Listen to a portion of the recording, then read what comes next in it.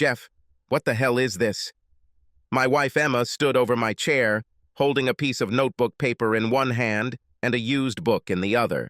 I didn't have time to read a book I recently bought online from a second-hand bookseller, and it sat in the bookcase with the others on my to-read shelf.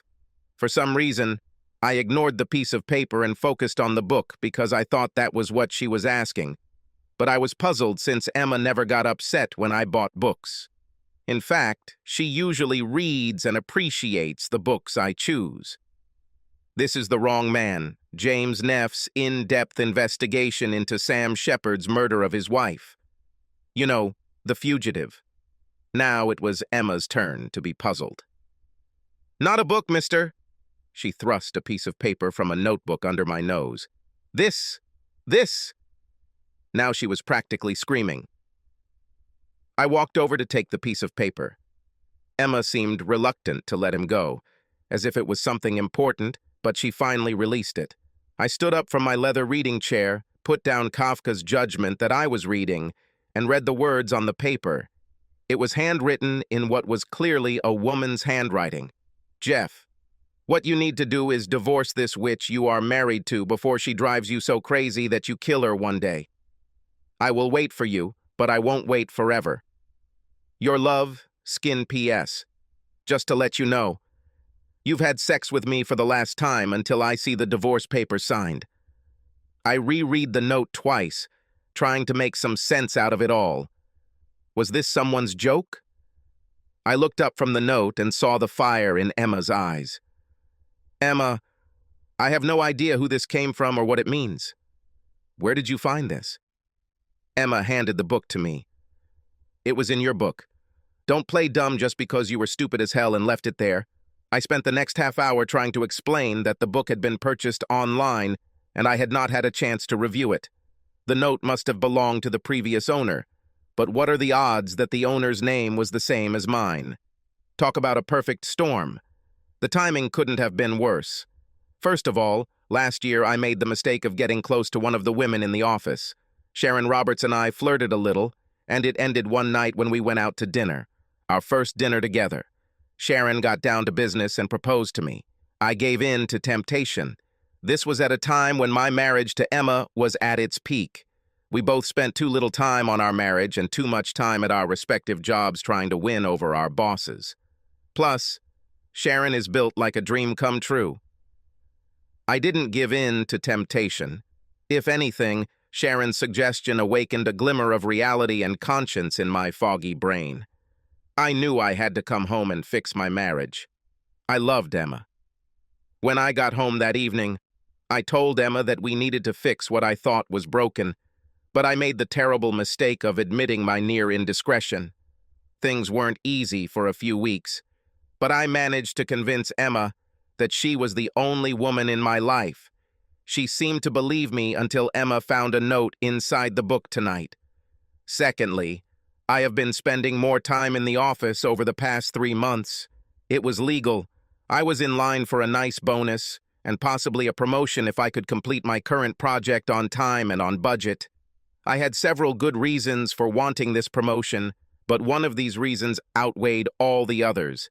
It was no secret that Emma's parents believed that she had married beneath her station. Emma's father was the chief financial officer of the largest independent bank in the state.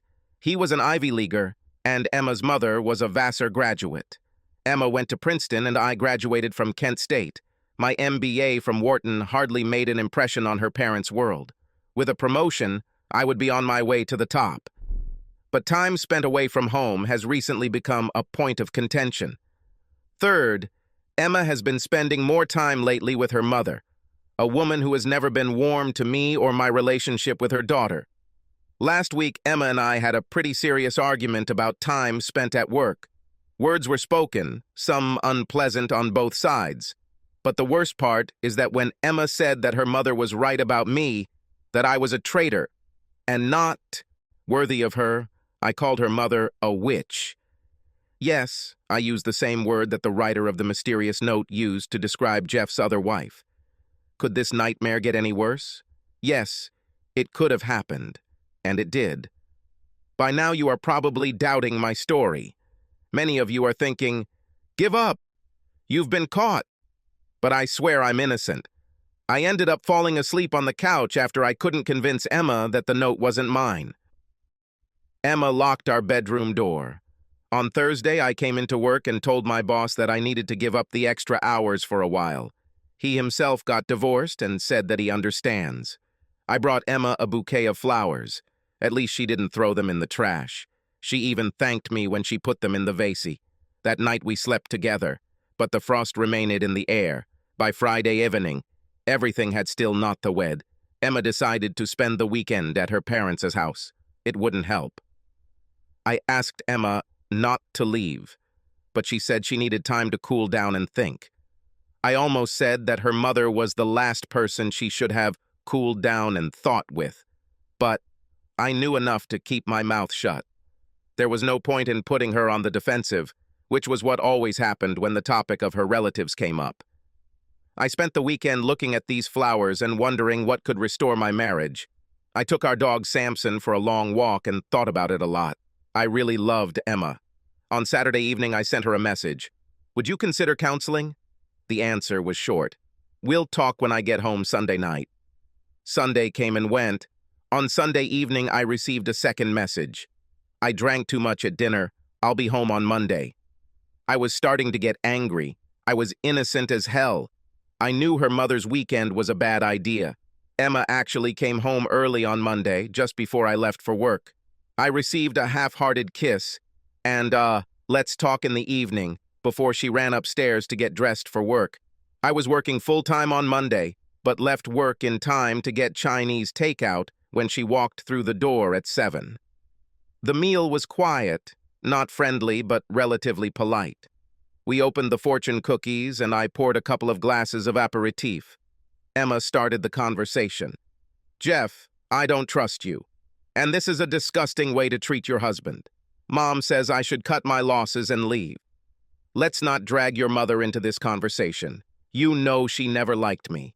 Let's limit ourselves to what you and I want and need. I need space and time to think. I suggest you move into the spare bedroom until we sort this out. I didn't like this idea. What married couple makes amends in separate rooms? How about what I suggested? Consultation. Perhaps, but not right now. Right now, I need time to think for myself. I couldn't help it. Does thinking for yourself apply to your mother? Mom wants only the best for me. If I need to talk to my mom, I will." That was the end of it that evening. I moved my things into the spare room and barely slept that night. I met Emma while doing consulting work for an NGO where she was an intern. It was a full year after I graduated from Wharton that one of the Big Four accounting firms hired me. After my first full year of work, I was assigned to help an NGO with their computer systems.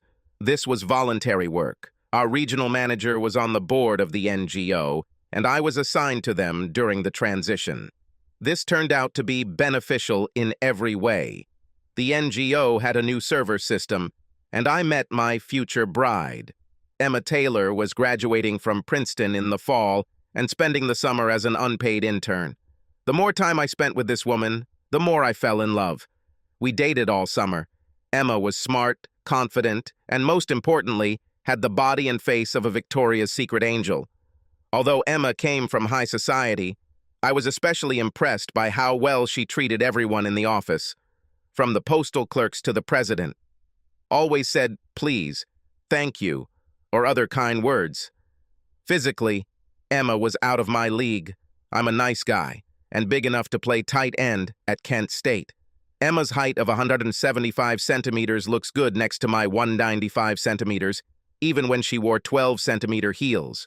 Where we differed was in social status. Emma is the only child of two people whose backgrounds were not typically the same as my middle-class parents. My mom taught second grade at a Catholic school and my dad owned a machine shop.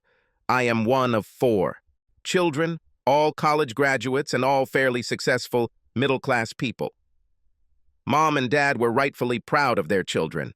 My mom and Dad instilled in us a work ethic that helped me succeed. After 2 years of working at an accounting firm, I was hired by one of our clients. We have just completed a successful consulting engagement with TMG2 Engineering. where we saved the company millions in the transition from mainframe to server computing. TMG2 offered me a job. This meant I wouldn't have to travel, and my salary was comparable. I'm still working at TMG2. I currently work as a project manager in the IT department. My project was to convert our systems to what was then the new concept of cloud computing. Few companies our size have moved to the cloud. I was responsible for convincing the board to do this, if everything worked as well as I expected, and as I promised our board. I had a chance to get the CIO position that was offered. Until now, the IT department had been led by the CFO, and he had been a strong advocate for the creation of the new position. I woke up Tuesday morning in the guest bedroom, and it took me a few moments to get my bearings, but when I came downstairs, the coffee was ready. Emma was upstairs in the shower, and for a moment I considered joining her, but decided to give her the time she asked for. After drinking a cup of coffee, I went to the guest bathroom and got ready for work. The situation remained tense throughout the week. Emma spent long days at work, so I decided to do the same and return to my project. I think my boss was happy. He probably thought my marriage problems were solved, and I hadn't given anything away. On Friday afternoon, I sent Emma a message. "Can I take you out to dinner tonight? Restaurant of your choice."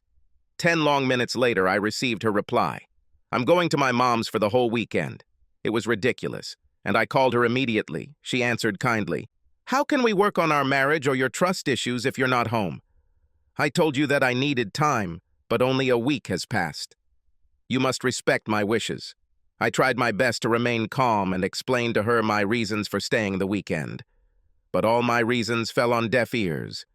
She finally agreed to consider my third request for consultation. "Will we see you before you leave for Manhattan tonight?" "No, I've already packed my things. I'll probably be back on Monday evening. I stay the weekend and drive straight to work from New York. Another weekend, just me and Samson. For 2 more days, we are trying to figure out how to fix what is broken." On Saturday, I had an idea. I looked up the number of the used bookstore where I bought The Wrong Man and spoke to the clerk. "Hi, I bought a used copy of The Wrong Man from your store. You sent it to me 3 weeks ago." Inside was a romantic note addressed to one Jeff. It just so happens that this is also my name. My wife found the note and is accusing me of having an affair. I need to talk to Jeff, who owns the book. The salesman actually had the nerve to laugh. "Boy, what are the chances? A book called The Wrong Man, owned by 2 guys named Jeff, with a love note inside. The seller drove me crazy. Look, this isn't funny. My wife needs some assurance that I am not the Jeff who received the note from this woman. Does your system track buyers and sellers?" "Yes, if the guy is registered with us. Many people who sell us their used books have accounts, and they are in our system. But I can't give you a name or phone number." "Okay, what if you take down my name and number and contact the other Jeff and ask him to call me?" "I can do it. What's your name so I can track the book?" "Jeff Parker."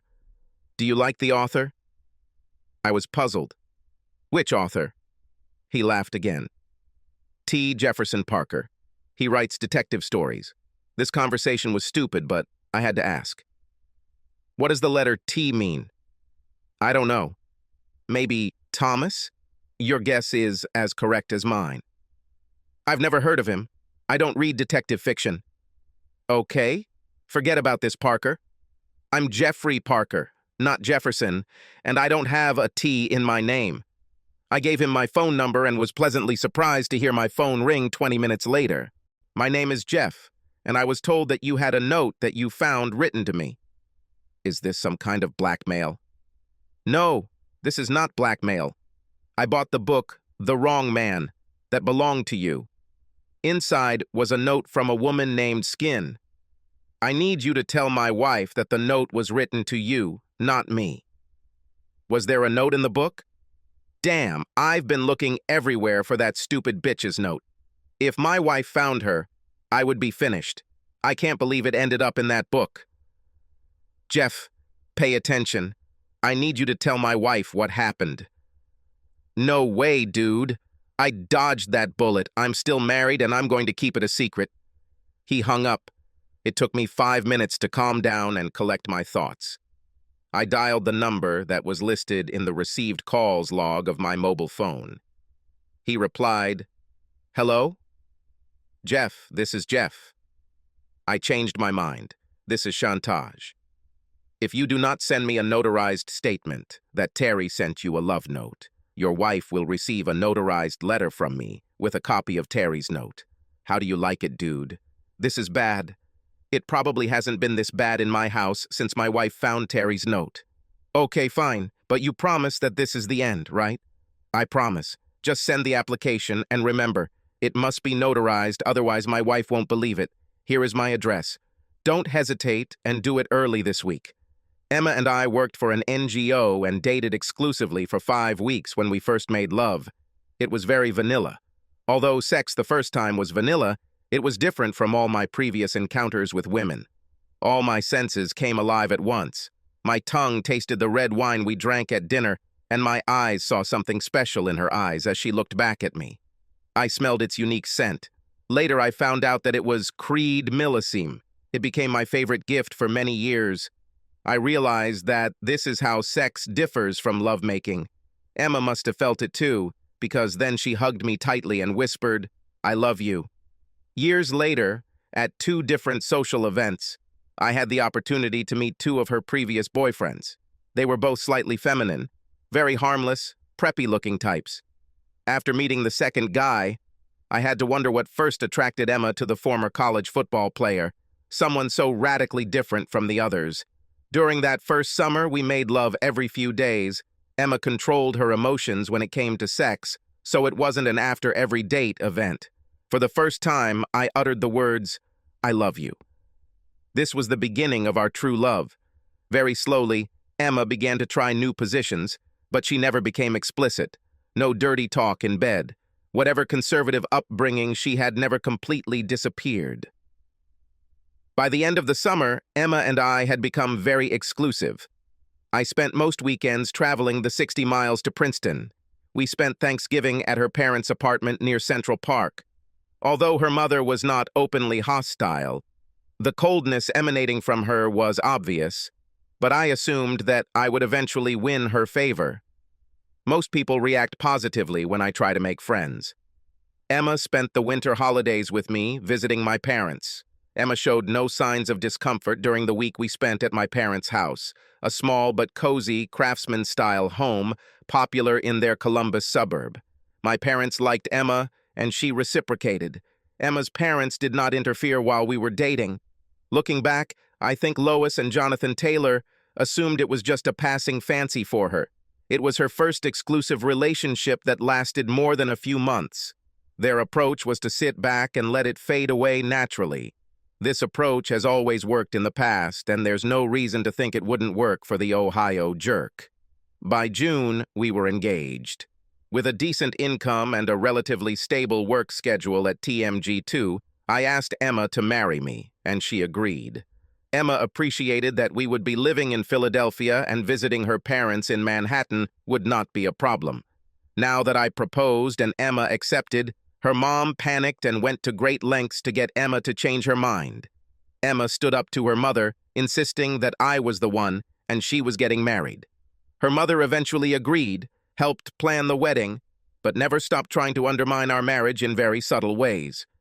I didn't find out how serious she was until much later.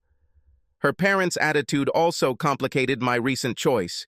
Should I be willing to spend more time with my wife, who now has her own career, or spend that time busting her ass at work so she can become a C-level manager at my company, earn a position and income she can be proud of, and maybe show her parents that she didn't make a mistake in choosing me as husbands?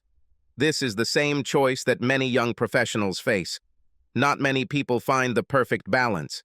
Emma's mood had not improved by the time she returned from her parents' house on the Monday after that second weekend. I decided to wait until I received a letter from the other Jeff before approaching her and continued sleeping in the guest room. I also did something I swear I would never do. I read her emails. While Emma showered and got ready on Tuesday morning, I opened her laptop and logged into her email program. There were too many to read in a short period of time. I connected an external hard drive and dumped the contents of her inbox and other folders. Of course, like the vast majority of computer users, Emma was unable to delete the emails after they were deleted. I had enough time to read 2 emails from her mother before turning off her laptop, and I knew that further reading would lead to some exceeding discoveries. After Emma left for work, I read for an hour. I felt terrible for violating Emma's privacy, but I had no choice. Her mother and I were in a war for Emma's mind and our marriage. All fair, right? Plus, the emails proved that I was right to be concerned. In one, her mother encouraged Emma to transfer to her company's New York office and move to the city. There was also an email from some guy, Grant Martin, mentioning a dinner party at her parents' house that they were both attending and wanting to start a correspondence. As cold as our relationship had been, reading Emma's emails gave me great hope for our future. In response to her mother's sarcastic comments, Emma confessed her love for me and her hope that our marriage would survive. Her mother was equally adamant that there was little hope. In more than one email, she mentioned my confession regarding Sharon Roberts, basically telling Emma that I must have cheated on her with Sharon and who knows how many other women, including this last one. Referring to the note from Terry, Emma's only email to Grant Martin was a reply to his email. She reminded him that she was married and expressed hope that our marriage could be saved. She asked him to respect her wishes to be left alone. I spent my free time on Tuesday reading all of this. On Tuesday evening, I returned home in a good mood, which only improved when I checked my email. There was a letter from another Jeff. He must have really wanted this to end. I tore the envelope open and there it was, a notarized statement confirming that he was the Jeff who owned the book and left a note inside from Terry. He even apologized for the problems it caused. Emma came home that evening with grilled steaks, a salad, and a bottle of Merlot. We ate before I handed her a letter from the other Jeff. As Emma read the letter, her eyes became misty. She got up from her chair, sat on my lap, and kissed me. This makes me very happy, Jeff. Almost as happy as you are to hold you in my arms again. Too much time has passed. Then take me to bed and let's make love. I picked her up, carried her up the stairs, and laid her on the bed. The urgency of the situation prevented any of us from consciously realizing that the curtains on the windows were still open, and the street light streaming through the window illuminated the room. Emma lay on her back and looked at me expectantly. It's been too long since we were last together. I decided that we both needed the physical and emotional act of lovemaking more than sex. Whatever the reason, she was as beautiful as I had ever seen her, as beautiful as the day I lifted her wedding veil to kiss my bride so many years ago. This act of love was only the first of 3 that night. Having finished, we lay there, catching our breath and bringing our heartbeats back to normal. I couldn't tell what Emma was thinking, especially after the last few weeks. Despite Emma's declaration of love during our lovemaking, I was worried and wondered if the last hours of passion meant that something was about to change. The optimist in me felt that maybe we could start working on our marriage and family. After recent events and until tonight, I would wonder if this was a goodbye, Jeff, for old time's sake. Emma was silent, and I decided to wait for her out. Would you like a glass of wine? Yes, Jeff. There should be a bottle of Chardonnay in the refrigerator. Could you pour me a glass, please? Certainly. Dilute with water? No, I don't want to pee all night. Only wine, thank you. I went down to the kitchen, poured her some wine, and grabbed a beer for myself. I placed the wine on her bedside table and leaned down to kiss her. I saw the determination on Emma's face as I lay down next to her. You don't know what it's like, Jeff. Wondering if your mother and father love you, or if you are just another fashion accessory of society. Think about how differently you were raised. How your mother and father welcomed me into their lives, even when I first met them. Then compare that to how my mother and father treat you. I interrupted her. They never liked me. Emma gave me her look, the same one she gave me every time I interrupted her. Do you think this only concerns you? How many times have you seen any warmth towards me, their own daughter? I had to admit that this was rare, but I only assumed it was a reaction to her marrying me. I remained silent and nodded for her to continue. Now, imagine that you are a little girl, and this is how your parents react to your presence. And when you turn 10, you are sent to boarding school. I never thought they didn't like you. I only assumed that they treated you the same way they always treated me, with cold indifference. Tell me, Emma, what does this have to do with our love and marriage? Why did this suddenly become important to you? Because 3 or 4 months ago, my mom called me and we went out to lunch. Mom said she wanted to reconnect and was sorry about how distant we had become. She was throwing an emotional lifeline into our relationship, and I admit, I wanted that. Since then, she and I began to spend more time together. She told me how proud she was of me graduating summa cum laude from Princeton and was very complimentary about my career. I told my mother that we were thinking about children. I admit that she advised me to wait. Her mom said that's what derailed her career when her dad insisted she get pregnant. She feels like she was too young to have a child, which is one of the reasons she thinks we were never close. She blames her father for this and says you are doing the same to me. You make me lose my individuality and all self-realization. I was taken aback by this last statement. Emma, this is too ironic. Last year it was you who started talking about children.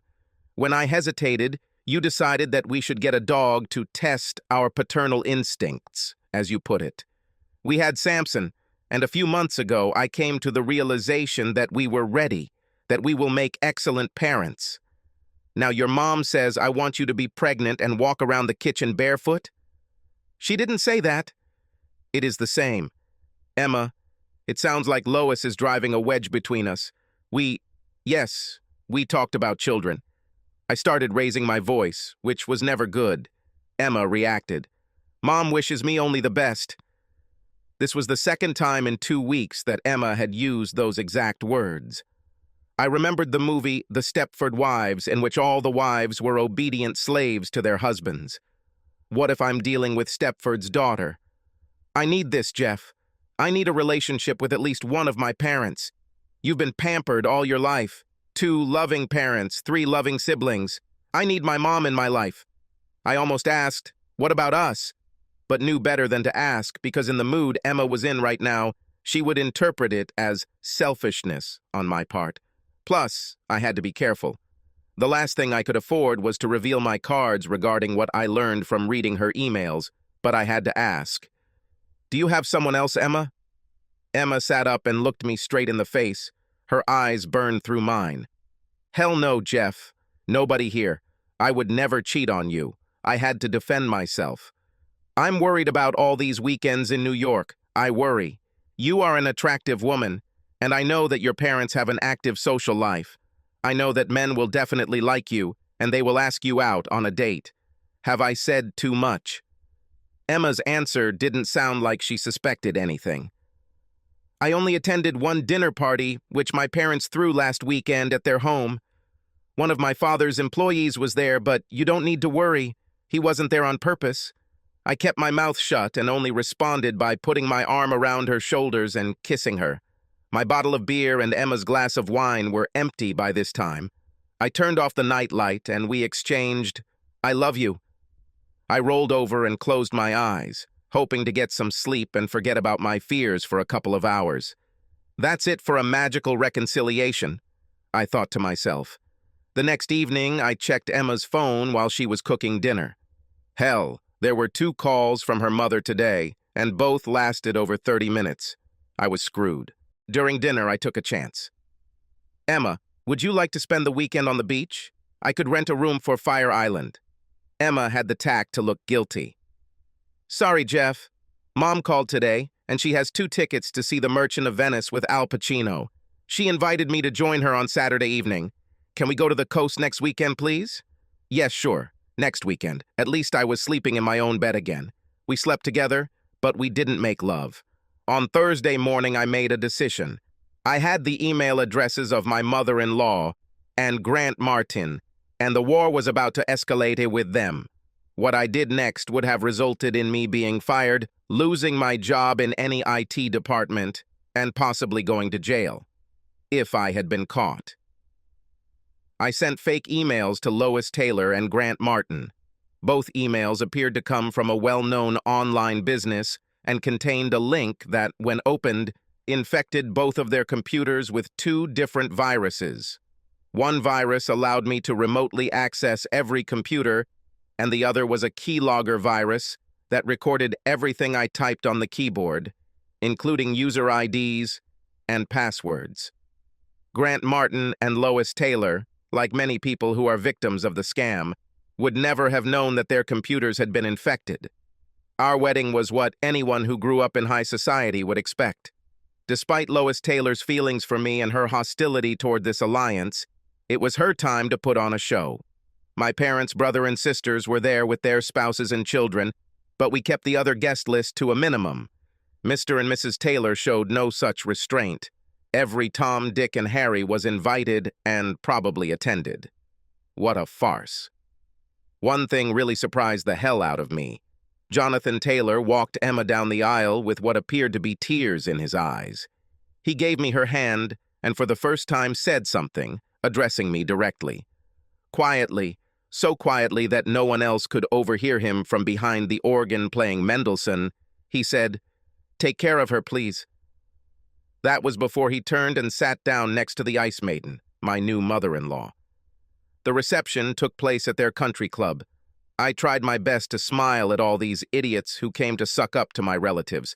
I think my mom, dad, and siblings rolled their eyes hard enough and often enough to get a spanking. At some point, my father, brother, and two sisters cornered me. My dad said it best. "Jeff, Emma is a damn sweet and beautiful woman, but good luck with your new family." All four laughed, raising a toast to my happiness. The first years of our marriage were wonderful. There were ups and downs. Emma and I enjoyed success in our chosen careers and ultimately managed to find a rewarding balance between work and play. I'm guessing her parents called a truce. Because we lived in Philadelphia, far enough from Manhattan that the constant interruptions were inconvenient, the truce lasted until recently.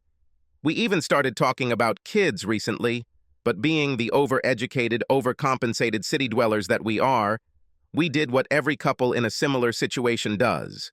We got a dog to make sure we were ready for parenting. Then came the big decision, rescue dog or purebred. We probably spent as much time discussing our choice as we did purchasing our first apartment. In the end, we compromised, which translates to, we bought a puppy that Emma fell in love with while spending a weekend in the Finger Lakes wine country. Samson was the most representative of a litter of a lab mom and an unknown male. Of course, now I have to imitate every other dog owner and drone on for hours about why Samson is the smartest, cutest dog in the world. But let's keep it short and just say it's true. You'll just have to take my word for it. After a year with Samson, we knew we were ready to have kids. Emma was ready to go off the pills when all this shit came out. By Thursday evening, both Grant and Lois had opened my fake emails, and both computers were infected with two viruses. Now I was able to read all of their emails. What I learned amazed me. Grant Martin had an affair with Emma's mother.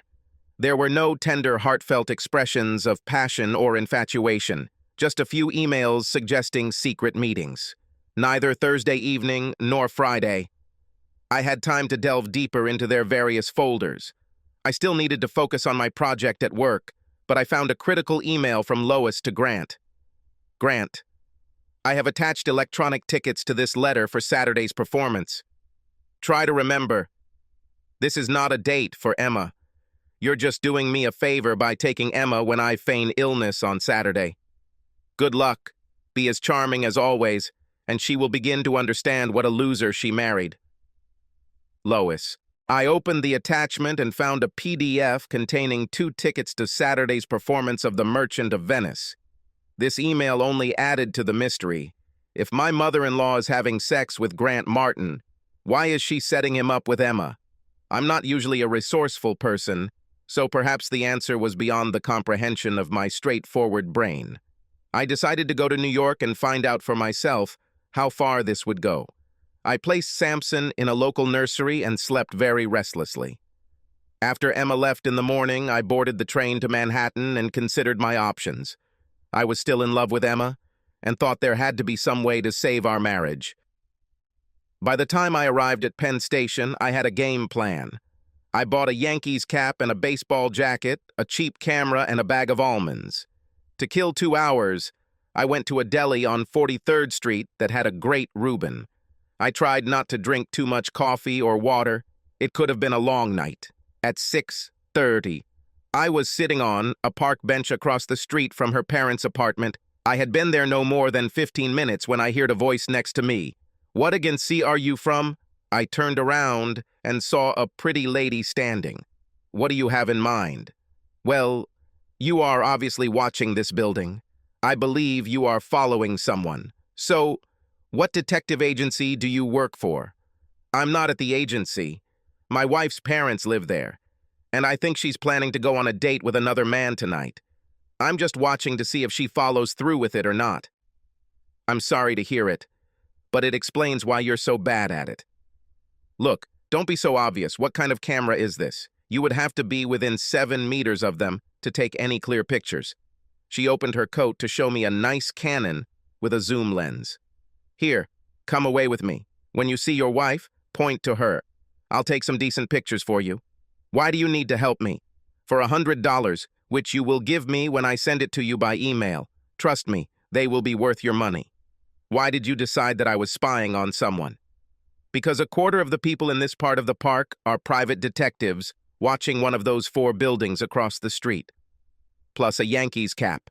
Every out-of-town private investigator puts on a Yankees or Mets cap when he comes into town, thinking he'll blend in with the crowd. I took you for a private detective from some provincial town, pursuing a wayward wife. However, I didn't think you were a goat husband." Her words hurt, but she continued her monologue. "This part of the city is a breeding ground for traitors and a gold mine for detectives. Too much money and too little morality. Everyone has a right here. I'm watching the building next to yours, waiting for some rich lawyer to walk out the door with his mistress. His wife is out of town, and she hired us to get some evidence of what he's up to. It's probably mating season. I'll still be here tonight to take pictures when the 2 of them return from dinner. It's going to be a long night." She extended her hand. "I'm Karen with an A. I watched Emma's building while my new friend talked. Men and women came and went. The doorman opened the front door and the doors of any taxi or limousine for residents. I didn't know what Grant looked like, so all I could do was wait for Emma to walk out the door and see who she was with. As soon as Karen finished her introduction, Emma walked out with a man who I took to be Grant. Here they are." Karen raised the camera, and the shutter clicked several times. She was damn fast. She must have taken at least 4 pictures before they got into the taxi and headed south. "They caught them? Now what? Now I'll focus on the building next door. According to my sources, it's still too early for them. Let's come over here and sit for a minute." We went and sat on a park bench in front of a nearby building. "Business first. If you send me your email address, I will send photos. It will cost you $100. If you want, I'll take some pictures when they come back, if I can get them. Are you ready to part with another $100? "Certainly." "Okay, I'll tell you what. If you tell me the name of this asshole, for another $300, I'll do some digging and tell you something about the past. If we do this, we should sign a contract so that everything is legal." "Should I sign a contract with your agency?" "No, I'm a freelancer. Tonight I'm working as a contractor for an agency hired by a lawyer's wife." "And is it normal that I hired you and not the agency?" "Yes, as long as it doesn't interfere with what I'm currently contracted for. I can still do my own thing. This is not a conflict." I sent Karen a message with my email address and Grant's full name. We chatted a bit. For some reason, I told Karen the lowdown on why I was trying to save a marriage that seemed to be in deep shit. Karen was a great listener. My curiosity got the better of me. How did this petite lady end up as a private detective? My preconceived notions based on my love of film noir and detective films of the 40s made me imagine Sam Spade or Philip Marlowe. Karen laughed when I asked my question. "I spent 15 years with the NYPD, the last 6 years in their intelligence division, working in the fight against terrorism. I was shot in the league, lost everything below the knee, and ended up disabled." She bent down and lifted her trouser leg. Damn it! It was a prosthetic. I decided to use what I learned to earn some money, but I set my own hours. So far it's worked. I rarely work on weekends like I do today. This was a special favor for a friend from the agency. During the conversation, Karen whipped out her camera again and began photographing the couple getting into a limousine across the street. Are you going to follow them to the restaurant? No.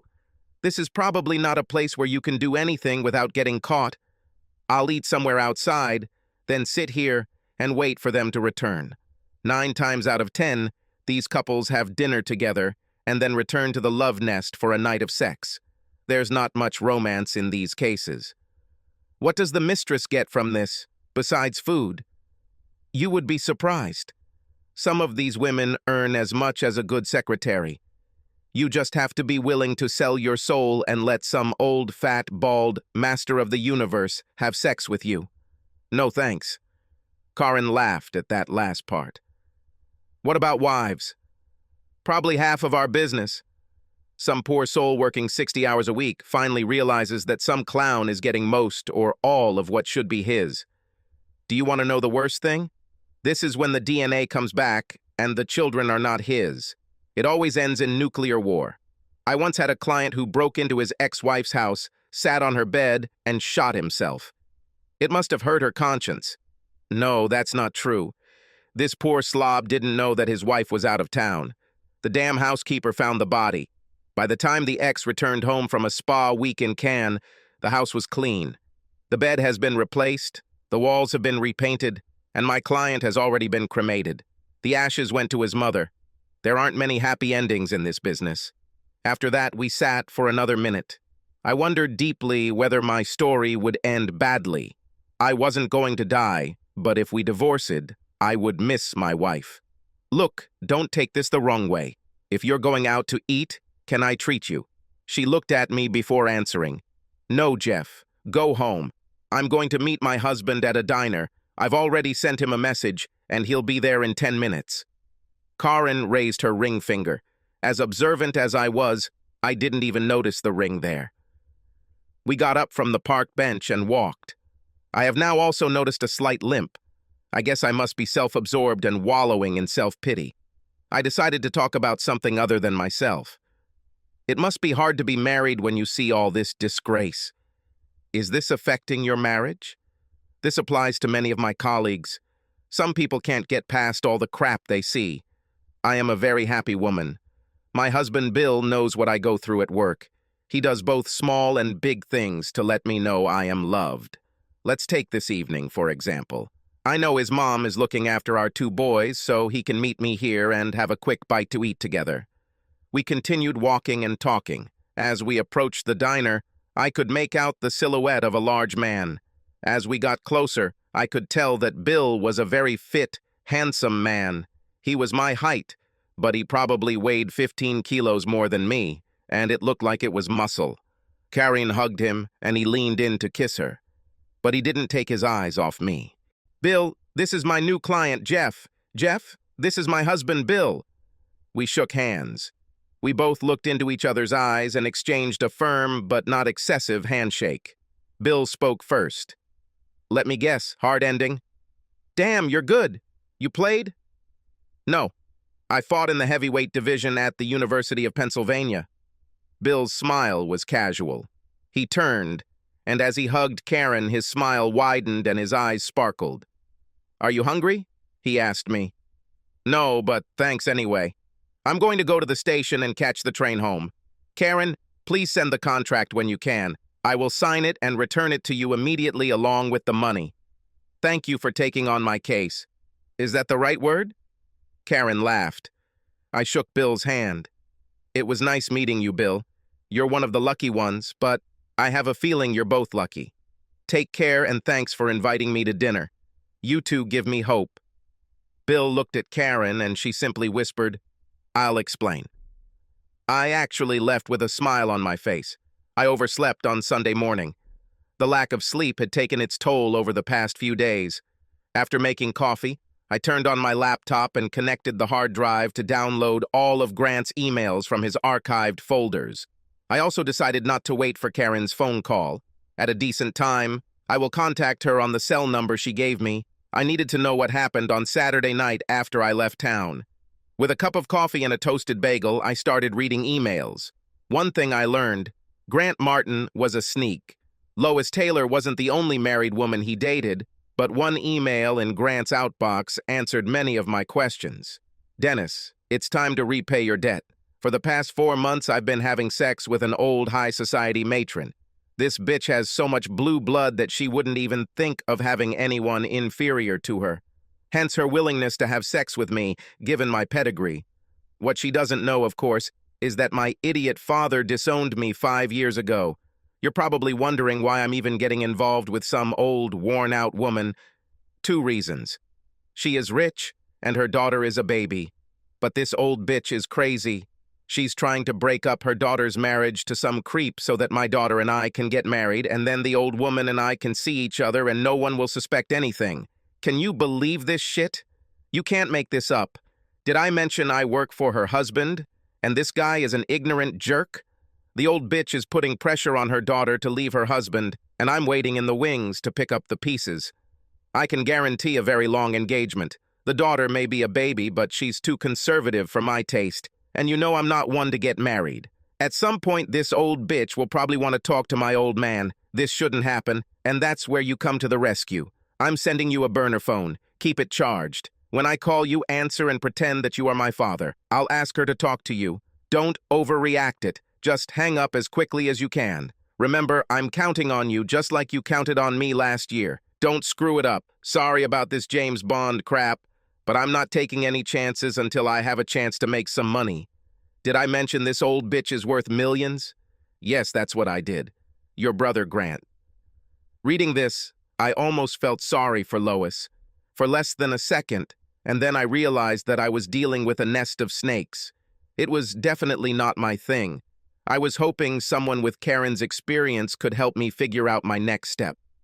While I was waiting for Karen to call, I saw that Grant had logged into his computer and spent several hours surfing the internet, including logging into his work server and accessing several different programs. I observed and recorded everything he did. Now I had his user ID and password in the bank. By 2:00 p.m., I couldn't take it anymore and called Karen on her cell phone. Hello, Jeff. I was waiting for your call. Sorry to bother you on Sunday.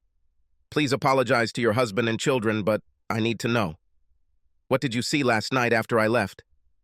You will be glad to know that your wife arrived by taxi just after 10. She got out of the taxi and headed towards the door. Grant walked with her, and it looked like he was trying to get her to let him in. She shook her head. He tried to kiss her, but she turned and he only kissed her on the cheek before she walked through the door. The doorman must have been given instructions because he stopped Grant from entering the door. He left, but only after cursing at the doorman. By that time, the taxi had already left. Grant must have already paid for the taxi, which is pretty cheeky of him. He shouldn't be denied too often. In other words, your wife was not swayed by his charm. She got home at a decent time and nothing untoward happened. Except that she went on a date with another man. I was glad Emma didn't sleep with that asshole, but I was still angry that our marriage was falling apart. Remember what you told me last night? Her mother set her up. It doesn't justify all of her behavior, but it does create a reason why she behaved the way she did. Okay, I'll give this to her, but you should hear this. Looks like Grant Martin is in love with Emma's mom, and Lois Taylor is ruining my marriage to keep Martin around. No kidding? This is just so shocking. I've been in this business for many years, and it never ceases to shock me how evil people can be. How did you find out? If I tell you, will we have some kind of client detective privilege? No, Jeff. If I'm called to court, I'll have to tell. So, if you're doing something illegal, you have to decide whether to share. I thought about it and realized, what the hell? And told Karen how I got the emails. She, like many people over the past decade, was stunned. I also told her that I have Martin's user ID and password to access personal accounts and bank transfers. Can you really take over this guy's computer and read his passwords? Heck, later this week, you're going to have to teach me how to protect myself from guys like you. but now I'm returning to my family. We're watching The Wizard of Oz, and the kids are looking at me with their "when are you going to hang up" eyes. Sorry, Karen. Call me tomorrow after you've dug into Martin's background and I'll tell you the rest. At this point, we hung up, and I again began to dig through the emails of Grant Martin and Lois Taylor. By Sunday evening, when Emma returned from her parents' place, I had all the information I needed, but I had no idea how I was going to use it. All my clothes and other personal items were also in the guest bedroom and bathroom. It didn't take her long to burst into the kitchen where I was sitting and drinking, yangling. "Jeff, where are your clothes?" I ignored her question. "How was your date last night?" There was an expression on Emma's face that I had never seen before. Did guilt, horror, deception affect him? "What are you talking about? I didn't go on a date." Emma said this with such conviction that I might have believed her if I had not seen with my own eyes how she got into that taxi. "What do you call it when you go to a performance with an unrelated member of the opposite sex? Maybe we should look it up in the dictionary." There was that look again. "What? Were you following me?" Not that this has anything to do with the matter, but yesterday I went to the city. I was going to try to convince you and your mom that I should take you to the play. I arrived at their building just in time to see you getting into a taxi with some guy. Who was that? Okay, I lied to her, but it sounded real, and I didn't want Emma to know what I was really up to or what I really knew. Jeff, my mom got sick at the last minute, and one of my parents' friends was kind enough to pick me up. Nothing happened. I played dumb. So, who is this good friend? Does he have a name? Grant Martin. He works for my father. I decided it was time to make her think. Listen, Emma, this is bullshit. Your parents are trying to separate us. Think about it. I'll bet you $1,000 that your mother made a miraculous recovery on Sunday. This illness was faked. How come Grant Martin was available at the last minute? It's time for you to pull your head out of your ass and realize that our marriage is almost over. Emma stumbled back on her heels as if she had been shot. I didn't want this to turn into an argument, so I took the opportunity to leave the kitchen and head to the guest room. It was a restless night, and I hardly slept. As a result, I got up, left the house, and ended up in the office before 7. At 8, my cell phone rang, informing me that I had received a message. Checking my phone, I saw that Emma had sent 2 words, Sharon Roberts. I'm guessing Emma has already talked to her mother, and Lois has been filling her head with all sorts of nonsense. My marriage was quickly spinning in circles around the toilet, heading down the drain. Late Monday evening, Karen called me at work. "Do you have a place where we can talk in private?" I closed the door to my office. "Yes, I'm in my office." "What's the matter?" "First, tell me again about Grant Martin's position at the bank. I thought you had it all, so I focused on non-work matters." I looked at my notes. As far as I can tell from his email and access permissions, he is a personal banker. He primarily focuses on trust accounts and other types of wealth management for high-net-worth clients. Yesterday, I watched him read emails that came from 3 different clients. 2 out of 3 asked him to transfer funds from different accounts to or from other accounts. Grant set up bank transfer instructions that transferred those funds as soon as the bank opened this morning. The money was supposed to be transferred this morning. I can confirm this later today when I sit down at my computer at home. I don't want to use my work computer for all this. Did any of these transfers go to foreign banks? Firstly, they went to an account in France. Some rich guy is studying in Paris, and his father sent money for his tuition, room, and board. Karen seemed to think for a few seconds, and the line fell silent. She then started telling me what she had learned so far. I spent the morning collecting dirt on our friend. First of all, the guy had problems in the past. I haven't been able to track them down yet, but it was bad enough that his family actually disowned him.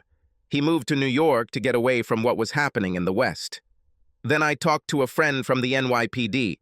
Seems like last year, Buddy Martin, during college, I visited him for a long weekend. This friend, Dennis Riley, picked up a young lady at a bar and brought her back to Martin's apartment. The young lady had a little too much to drink, and asked Riley to call her a taxi. Riley refused and took her without consent. When Riley fell asleep, the woman left the apartment and went straight to the local station, charging Riley with... The police investigate, but Riley claims it was consensual, with Martin supporting Riley. Martin signs a statement accusing the woman of soliciting sexual intercourse. Martin goes so far as to claim that the woman accosted him after Riley went to bed. He said that's why she got so angry and screamed that she didn't agree to have sex, that she did it to spite them. 2 against 1. The district attorney refuses to bring charges against Riley, although there was some evidence of force. The cops wanted to charge the son of a bitch, but the DI said it would be a waste of time and money. So this guy gets away with it because Martin confirms his version of events? Like that. I opened the email from Grant to Dennis and read Karen's first sentence. Karen was silent for a second before answering. It looks like Riley owes Martin a big debt for lying. How would you like to hurt these 2 assholes a little? Without a doubt. What do you have in mind? Last night you told me how you managed to take over Martin's computer. How good are you? I mean, do you think you will be able to open foreign accounts using his identity? Given his position at the bank, do you think you will be able to transfer funds from his clients? I have computer and technical know-how, but I don't know how to open an account. And how illegal are you suggesting we do this? I don't want to participate in any theft of funds. If we do everything right, no one will lose money. I think we can get a firm grip on this guy, but it's something we should discuss in person.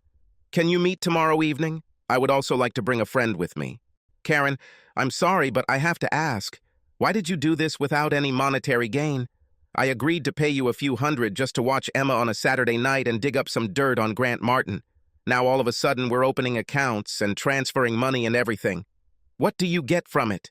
Because I can't afford to pay you much more, and I certainly can't afford to get caught or go to jail. This is personal, Jeff. Some asshole gave me something to drink and then took advantage of me. I was too embarrassed when I woke up to call the police or go to the hospital to get tested for controlled substances.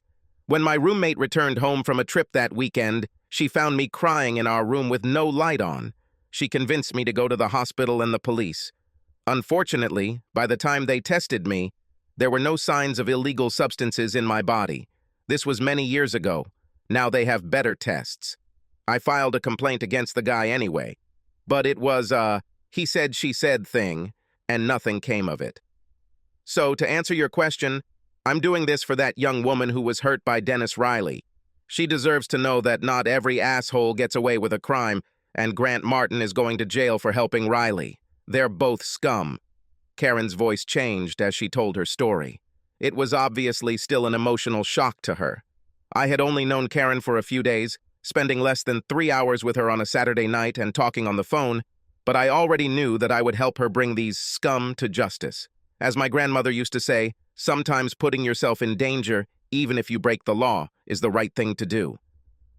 Before we hung up, Karen told me to send everything I dug up from Martin's computer, bank accounts, loans, mortgages, etc.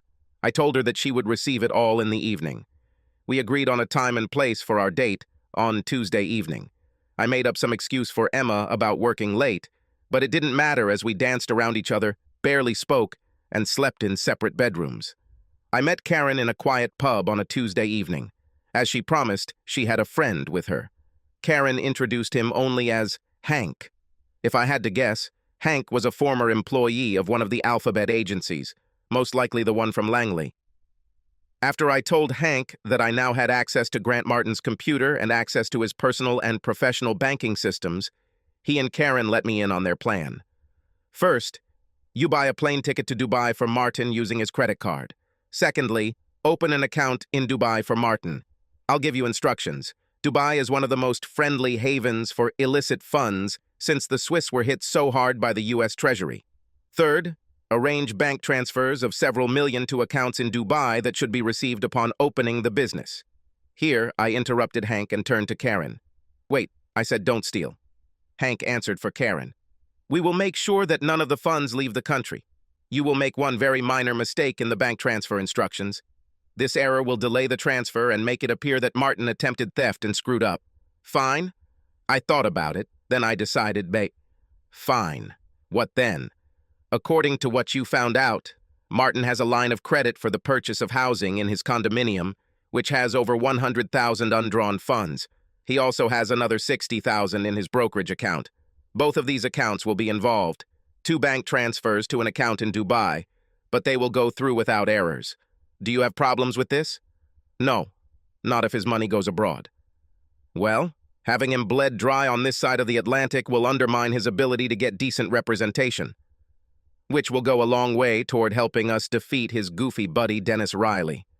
Karen took this opportunity to add the next step, which leads to the last step. You send an email from Grant to Dennis. Here, read this. Karen handed me the proposed email. Dennis, forget about the rich old woman. I have better things to do. By tomorrow, I'll be rich enough to last a long time, at least until I find another old woman with more money than brains. It means leaving the country, but there is nothing here worth sticking around for. In some ways, I should blame you, or thank you, depending on how things turn out. Today, some investigator called me and asked questions about your little misadventure last year. You should have learned your lesson at USC like I did. Actually, get a girl's approval before you post that shit, because next time I won't be there to bust my ass for you. I'll contact you and let you know where I'll land. Pretty sure the feds will be monitoring this email the day after tomorrow, so don't bother replying. I will delete this as soon as it is posted. I advise you to do the same. Your brother, Grant. I finished reading and looked up, smiling. From what I've read in his emails to friends, you get his style. What's this about university? Karen answered. Today I found out why Martin's family disowned him. Apparently they had sex, which involved 2 of our idiots. The girl was not under any illegal substances, but she did drink a little at the party. She had a reputation as an easygoing but unapproachable girl. The girl committed suicide a week after the event. The Martin family paid the young woman's family $250,000 to hush it up, but turned around and disowned Grant for his involvement. Rumor has it that this was not the first time they used their money to keep their son out of trouble. Karen's story strengthened my resolve to put Martin and Riley away. Okay, following Hank's instructions. I can do all of this, but we need to make sure Grant is in his apartment and not on the computer when this all happens. How do we do this? Grant will be busy. Leave it to us. Can you do this tomorrow evening? No problem. What will happen on Thursday? We'll make sure Grant is arrested early Thursday morning, before he has a chance to look like he's going to work. As it turns out, he might as well have caught his plane that morning. It's a pleasure to work with professionals. Karen and Hank were consummate professionals. Hank's guidance through each step produced the desired results. Grant had a new account in Dubai, and his credit card was used to purchase first-class tickets for a late-morning flight to Dubai. His line of credit was opened, as was his brokerage account. The transfers were supposed to arrive on Thursday morning. I selected one of Grant's wealthiest clients and arranged for the transfer of $5 million by Thursday morning. But the message contained one simple error. The message was never sent. How did they make sure Martin would be in his apartment and busy all night? This was achieved with the help of an expensive woman who I assume Hank used in his past life, working for Langley or someone else. This beautiful woman happened to bump into Grant as he was leaving work and convinced him that she should buy him a drink to apologize for being so clumsy. Grant, being the self-absorbed egomaniac that he is, assumed that it was his charming personality and gorgeous looks that convinced this young beauty to have one more drink at his apartment. This is where experience in subterfuge shows its value. A woman claimed that she was once beaten by a guy who seemed nice at first. She swore it would never happen again and wanted to see some form of identification. Grant thought, "What the hell?" and pulled out his driver's license. Everyone knows that a driver's license is bullshit. Half the people in this town wear fake ones just in case. Show me your passport. Now, if Grant had been thinking with anything other than his little head, he would have doubted the lady's logic. But he thought again, "What the hell?" and walked into his office, unlocked his desk, grabbed his passport, and handed it to her. She stared at it demonstratively, even flipping through the embossed pages, making sweet comments. She closed the passport, placed it on the hallway table, grabbed Grant by the tie, and carried him to bed until she left at 6 on Thursday morning and essentially disappeared. Grant Martin opened his door at 8 o'clock on Thursday morning to find two of New York's best detectives on the other side. Despite his protestations of innocence, he was, figuratively speaking, tied with a small bow. It did not help. Both detectives noticed Grant's passport lying on the table in the hallway. "Heading somewhere, Mr. Martin?" the detective asked as he handcuffed Grant. Of course, Grant knew he was being set up. He just didn't know who or how. None of the girls he had ever been with had the knowledge necessary to do this. At least that much he could find out. All traces of viruses on his and Lois's computers were removed from their systems. In fact, just to be sure, I sent a command to wipe his hard drive before the police showed up that fateful morning. It looked as if Grant had done it himself to erase all traces of his crimes. Police eventually checked Grant's internet service provider to obtain copies of his emails. That's where they found an email to Dennis admitting to lying to cops, and a fake email to Riley, explaining his plans to leave the country with his ill-gotten gains. Karen's police contacts were very helpful. They offered to drop charges related to his previous false statement if Grant testified against Dennis. Like the scumbag that he is, Grant cut a deal, and Dennis Riley was extradited back to New York to face the charges. Of course, when Dennis learned of Grant's betrayal, the two jackals turned on each other, and it was very satisfying to hear them hack each other to ribbons. Grant Martin received no support from his family. It's actually funny that his mother and father spent so much money getting him out of trouble when he was guilty, but didn't lift a finger when he was actually innocent of the crime. No matter how much he protested his innocence, he was found guilty of theft and various other related charges. Grant Martin will spend at least the next 4 years in prison. With the help of Grant's testimony, Dennis Riley was sentenced to 10 years. By the time Grant testified, he and Riley hated each other so much that Grant was particularly frank in describing the brutality of the crime. All this happened over the next year. While these events were unfolding, I had more personal issues to deal with. The first thing was to burn this mother-in-law. On the day of Grant Martin's arrest, I made an appointment with my father-in-law. "Mr. Taylor, I need to show you something. Some of them will hurt Emma if I give them to her. If she believes me, some may hurt you. I don't know you well enough to know for sure, but I'm sure you don't want your daughter to get hurt. So, I give this to you to do as you see fit." I hired a private investigator to find out why my marriage recently began to collapse. I have no idea how he obtained this material, but I hope you are as shocked by the content as I was.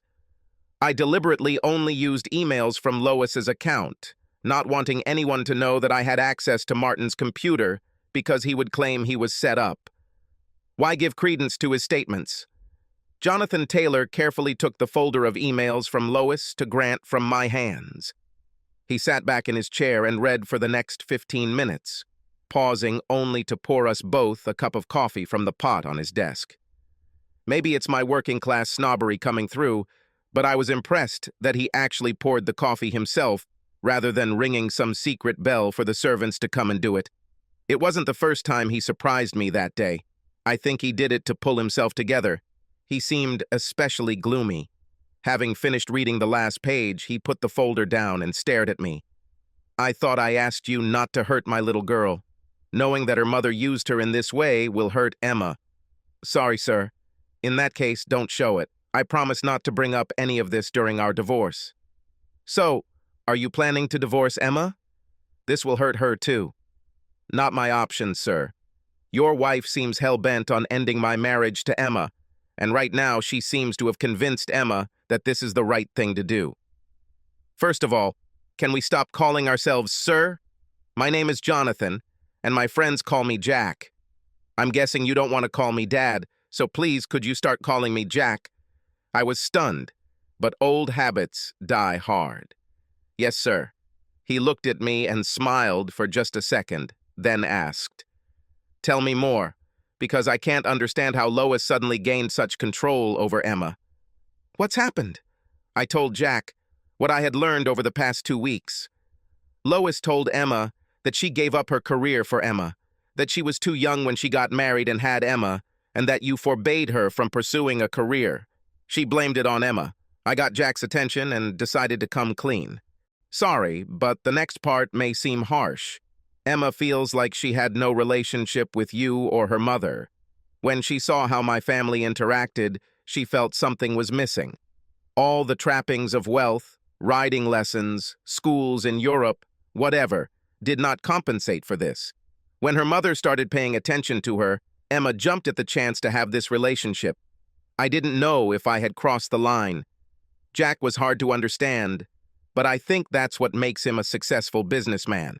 He picked up a folder from his desk and suddenly turned into a real person. Do you have any idea what it's like when you turn 60 and realize your life is crap? No, of course not. Right now, I'm just ranting. Emma's mother gave up her career. What a joke. Only if they have openings for manicures and spa treatments. For years, I had to listen to her tell everyone about her childhood dream of playing women's professional tennis. You really have to be good at tennis to make a living at it. And after 45 years of playing, Lois still can't hit her backhand. I spent 90% of my entire adult life working for this bank, doing everything I could to make it the most successful and trusted bank of its kind in the Northeast. That's how I was raised. We were a different generation than yours. Few of us are our wives' best friends. When we have free time, we head to the golf course to make connections that will help the business. I spent more time with my quartet of golfers than I did with my wife or daughter. And you know what? My wife wanted it this way. She showed no interest when I suggested she take golf lessons. She dissuaded me when I suggested taking up tennis. In fact, she said that it would limit her ability to improve. In the back of my mind, I thought maybe this would limit her ability to have sex with one of her tennis partners. But until today, I had no real evidence of adultery. I was blissfully unaware. Jonathan's frankness shocked me, and all I could say was, "I'm sorry that I'm the one bringing this to your attention." "No, Jeff. I thank you for giving me this. A little sex on the side is one thing. It's quite another to be so cunning that she's willing to sacrifice Emma's happiness to keep her lover close. And with one of my employees." Let's talk about cuckolding. Every day this little shit walked past me, knowing he was sleeping with my wife. Well, he won't be doing that for a while because he was arrested this morning for stealing from one of our clients and giving false information in an old case. If everything we heard from the police this morning is true, Grant Martin will be in jail for a while. And Lois? Well, unfortunately, Lois has her own trust fund worth millions that actually works in my favor in the divorce. She'll park her ass at the spa or the tennis court crying crocodile tears. Some gigolo will pick her up and I can easily be replaced. She will lose a little social status. Some other wives will avoid her because they will be protecting their territory. We live in a dog-eat-dog world. She will also lose her relationship with her daughter, but from what I read here, Jack took the folder, she probably doesn't care that much. And Emma? I wonder if it's too late to start a relationship with my daughter. I love her, I really do, but I let her mother control our relationship. Another thing I owe Lois for. I swear to God, I have to figure out some way to make Lois pay for all the pain she's caused. Maybe not right away, but somehow. In the meantime, Jeff, I'm going to ask you for help. You say you love Emma. If you can put this behind you, do you think you can restore your marriage? I don't know, sir. I mean, Jack, it is logical that what happened was not her fault. She was manipulated by her mother, and it helps that she didn't go to bed with Martin. At least that's what I think. But emotionally, this is the hardest part. I'm not like you. I just showed you evidence of your wife's adultery and duplicity, and you didn't shed a tear. You got a little angry, but kept your composure. Me. When Emma walked out the door that second weekend, I cried for the first time in my adult life. I don't know how you do it. Jonathan Taylor looked at me and made a decision. Because I began to restrain my emotions more than 40 years ago. Let me tell you a story that few have heard. When I first graduated from college, I enrolled in the Naval Flight School. It was hard, but I passed the OCS exams. I was so proud of myself that day when those bars were attached to my uniform in front of my parents. I was in flight training when my life became hell. I screwed up and crashed, broke both legs and my back, but my radar intercept officer, Ted Andrews, was killed. I spent 6 weeks in the hospital. When I was able to walk without crutches, I went to visit Ted's parents to apologize. I will never forget their faces as they looked at the man responsible for their son's death. I returned to base a broken man and cried for days. I was of no use to the Navy. They discharged me with honors and sent me home. My parents were kind. They didn't place any additional blame on me. They sent me to Harvard so I could get my MBA and put all this behind me. But not a week goes by that I don't think about what I should have done that day to prevent the accident. I wasn't drunk or hungover or anything like that. It was just a mistake that cost a man his life. And it was my mistake. Ted's parents never wanted to hear from me again, but I dedicated part of my life to his memory. In addition to volunteer work, a $10,000 donation is made each year to both the USO and one of Gary Sinise's foundations for wounded soldiers. So by and large, cheating on your wife seems like a small thing. I listened in silence, and when he finished, I looked at my father-in-law. I saw a man with a huge load on his shoulders, which he had been carrying for too long. I knew there was something I could do to relieve this burden, and that's when I realized what I was going to do. As I navigate the current circumstances, it's important to remember how out of character Emma's recent behavior has been compared to who she is. This can only be explained by her need to finally connect with her mother, who has never shown the usual love between mother and child. My thoughts went back to the first time I really talked to Emma that summer 8 years ago. I was taking a break from my NGO duties, walking past Columbus Square, when I noticed a familiar face sitting on a bench. The young lady I recognized from the office looked like she could use a friend. I took a chance by walking up to her and introducing myself. "Sorry, I saw you earlier in the office. I'm Jeff Parker and I work in the IT department." I extended my hand. The young woman looked into my eyes and there was a sign of recognition in them, but it was also obvious that she had been crying. I started to feel bad for disrupting what could have been a private moment. Instead, a hint of a smile appeared on her lips. "Yes, I saw you there. I'm Emma Taylor." She took my hand. "Can I sit down, or do you want to be alone?" "No, please sit down." I took another chance. "It's obvious that you were crying. Want to share?" Emma was silent for a second.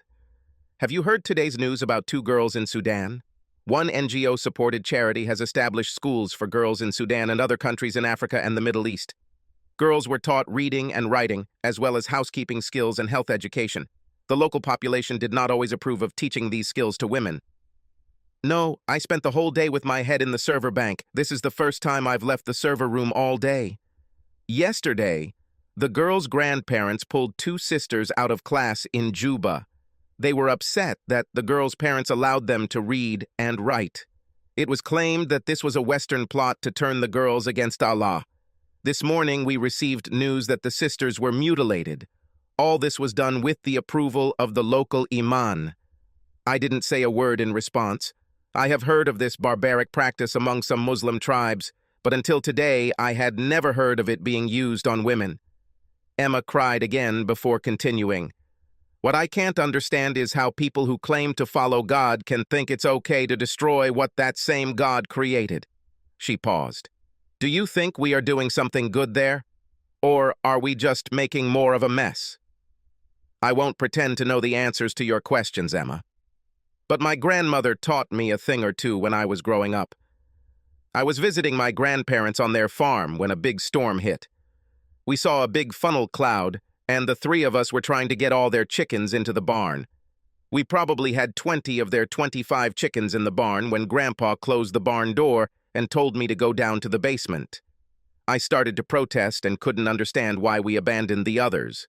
My grandmother set me on the right path.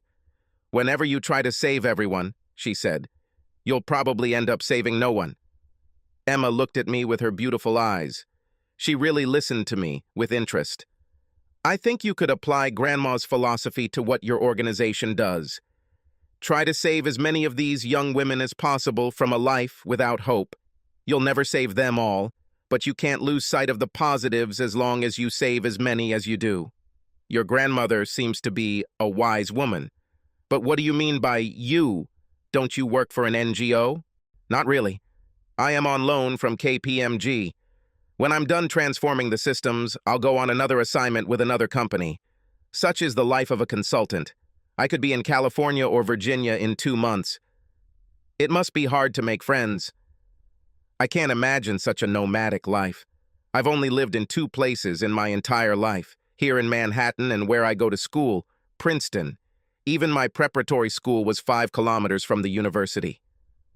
You use the present tense. Are you still in school? Yes, I have 1 more year left at Princeton. I'm here for a summer internship. Does this mean that you work here without pay? Yes, but that's not a problem. The only thing my father believes in is community service. He gives me a decent allowance in addition to paying for my studies. Money is not such a big problem. When I graduate next spring, I'll have the chance to try living on my own. Until then, I will focus on my studies and help here as an intern. That must be nice. As soon as I said it, I realized how sarcastic it might have sounded to her, but Emma didn't bat an eyelid. This is true. I won't deny it. I have friends in school who need to watch every penny, or who borrow money to pay their tuition and rent. Having disposable income takes the worry out of being a student. As Emma spoke, I realized how different this woman was from many of the wealthy people I had met at Wharton and since. During our 30-minute conversation, Emma expressed sympathy for the 2 strangers in Sudan and to his fellow students at school. I later learned that on the same day as our conversation in the park, Emma had been hit by a taxi on her way to work. The incident left her with a huge bruise on her thigh, but this was not known until several days later. She was a woman worth meeting, but before I could say a word, she surprised me once again.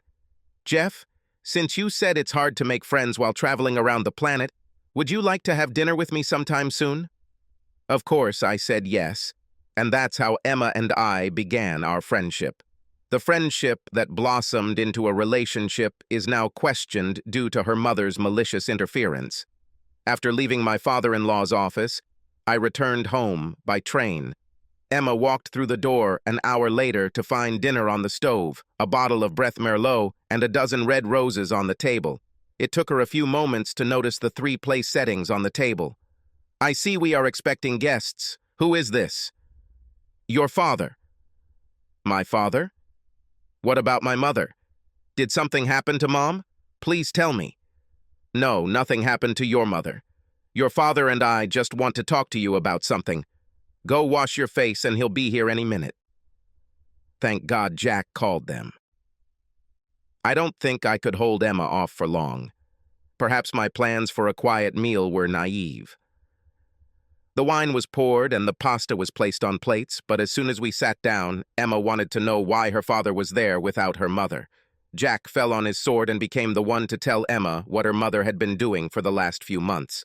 Emma became hysterical, screaming, "No, no, no," until Jack removed her from the table and sat with her on the couch, Emma crying on his chest. I cleaned up the kitchen and gave them some privacy. I took Samson for a walk. When I returned half an hour later, Emma greeted me at the door, her eyes still red. Jeff, I'm so sorry. Please tell me that you want to stay together. You're welcome, Jeff. I want to, Emma. I never stopped loving you and wanting to be your husband. My biggest fear was that you had changed your mind and were planning to leave me. I was so stupid, but I told you how important it was for me to connect with my mother. It's over now. What about your father? My father wants to develop relations, but he is afraid that I am suspicious. I'll relate to his motives, given what happened to his mother. We won't rush things, but first he wants me to work on the damage I've done to our marriage. Father is going to take a long vacation soon. He would like to take us both to an island in the Bahamas while we can take a break from work. He wants to get to know us both better. That's great, baby. We'll discuss the details later, but for now it's just greet. Let's go try to eat. I left dinner warm in the oven. The pasta is no longer al dente, but I bet it will taste great. The three of us sat down at the table again and took the first step on the long road to healing. Old habits die hard, and for my father-in-law this was no exception. Despite his best intentions of taking a full 2 weeks off and spending them with us on the island, it took almost a year. Meanwhile, he spent almost every weekend with us, growing closer to the daughter he regretted never really knowing. Like me, when Emma and I first met, he was pleasantly surprised to find her to be such a lovely, selfless young lady. Jack's presence in our lives helped Emma recover from her mother's betrayal. Emma and I spent these months piecing together the pieces of our marriage. It made me feel better that Emma never cheated on me. She never lost her moral compass. The evening of the play with Grant was chaste. It wasn't that Grant didn't try his best to make something happen. He just ran into the wrong woman, something he wasn't used to with all the available women he usually tried to sleep with. Emma and I ended up spending a week on Cat Island in the Bahamas with Jack. Emma spent 4 more days after I left, which gave her some time alone with her father. I needed to get back to work due to my new responsibilities. My project was completed on time and within budget. My reward was the coveted title of CIO, as well as a nice bonus and salary increase. By the way, about cones. Emma needed to be convinced that she could still wear a bikini on the island, even with such a beautiful baby bump. Paul Jonathan Parker, named after both grandfathers, was born a little more than a year after that pasta dinner. Claire. Emma Parker. Claire was my mother's name 2 years after PJ. Jack retired when he was 63 and did his best to spoil his grandchildren. He even bought a small apartment nearby, which he uses as a second home. Things weren't going so well for Lois. Jack divorced her shortly after we met that Thursday afternoon. It may have cost him a fortune in attorney fees, but due to evidence of her attempting to break up her daughter's marriage with her lover involved, and the fact that Lois had millions in trust funds, Jack was able to leave Lois without paying her alimony and maintaining enough assets for his retirement to be comfortable. When news of Lois's duplicity became known to society ladies, she became an outcast. Everyone knew she was a snake, and they just had no idea how low she could crawl. Lois first moved to Palm Beach, but her reputation followed her. She was denied membership in local tennis clubs, and during her 9 months in Florida, she never made a friend or anyone pretending to be a friend. Palm Springs was next. Nothing helps get rid of an unpleasant odor like several thousand kilometers. Although Lois was allowed to join the beautiful people, they may have been swayed by her millions. She could not compete with young wives for the attention of men suitable for sex. Lois made the mistake many aging women with low self-esteem make. She went to a plastic surgeon. Unfortunately, she came out looking like one of those crazy clowns with a weird smile and crazy eyes. I only know about the horror of her facelift because 2 years after Claire was born, Lois came knocking on our door. It took me a few moments to recognize the man standing on the other side of the threshold when I opened the front door. I didn't even open the screen door, I just spoke through the screen. "Lois, what are you doing here?" The lack of friendliness in my voice could not be more obvious. "I would like to see my daughter and my grandchildren." "Lois, you are not welcome here. No one in this house wants to see you or ever acknowledge your pathetic existence. Now go away." It took every ounce of self-control not to scream. "You have no right to prevent me from seeing Emma and the children. Open this door." "Lois, you don't understand. I don't forbid them to see you. Emma doesn't want to see you, and she'll do everything in her power to keep you from infecting our children with your vitriol." I started to close the door just as Lois opened the screen door. I stopped for a moment. "My God, what did you do to your face?" It just came out of my mouth. Lois was taken aback by my comment, long enough for me to close the door. She didn't give up that easily. The next day was Monday. Lois assumed I would be at work and called home. Emma later told me that their conversation was short and to the point.